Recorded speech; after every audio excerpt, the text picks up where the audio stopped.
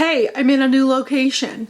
So let me know if you like this location better. I don't know. I mean, my window's right there, so it's probably super awkward and weird. But I wanted to try something new. But anyway, this video, I want to kind of sit down and chat about the Beauty and the Beast movie.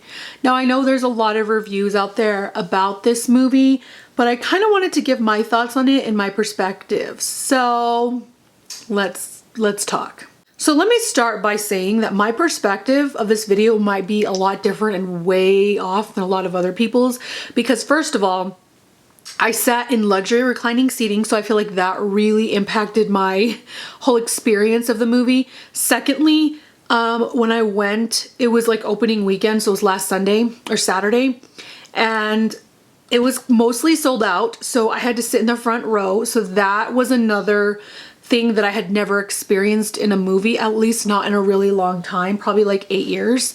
So there's that. Also, it was my birthday, so that probably has another impact on my review of this video. If you can't already tell where I'm going with this, I actually really enjoyed this movie. Now, there were some parts that I was kind of like, I don't remember this happening in the original, but it has been a long time since I've seen Beauty and the Beast, the cartoon version, or the animated version, whatever the right term is. So there was a lot of actors that I recognized and I really loved. The actor that played Gaston, I really loved him. Josh Gad, Emma Thompson, Ewan McGregor, Ian McKellen, like obviously Emma Watson, and the guy from Downton Abbey who played the Beast. So overall, I think this movie got so much hype and so much attention because of the cast. Really, like, let's be honest.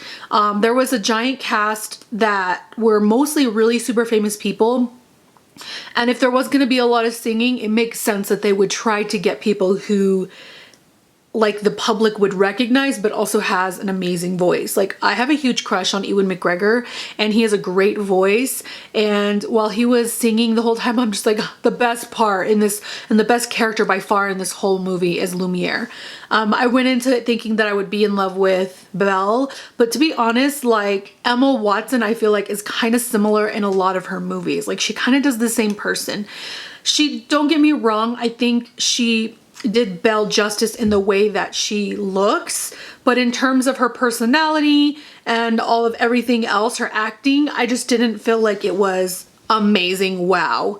So there's my thoughts on that.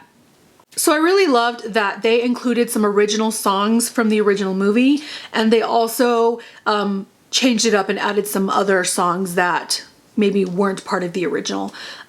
I think by far one of the best moments was when Lumiere and the staff were singing Be Our Guest, because it's like so iconic and it made me smile. My heart was so happy. I almost started crying with like happiness because I was so happy. Ewan McGregor has a fantastic voice, and so I loved that about it.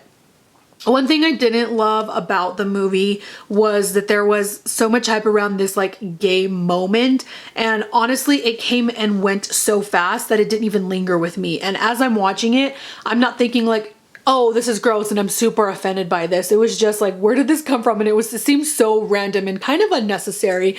So I think that was more of like a media ploy around it. I'm just not, yeah, I don't get it. Like, what's the big deal? Sorry, my cat. Like, I'm sitting on a couch. I'm sitting, like, that's why I don't know. I moved corners. Now I'm kind of regretting it because now I like feel like my cats are going to be in every single video if I sit in this corner.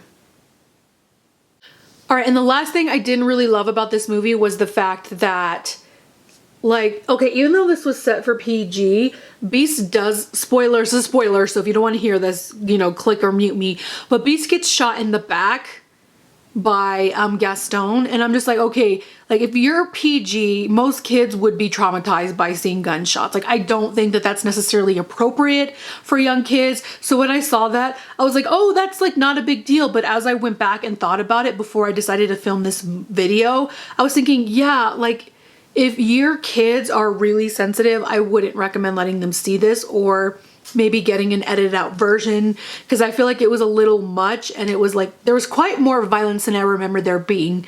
But overall, I did enjoy the movie. I feel like I came out of it not necessarily having my life changed, but I came out of it just being extremely happy.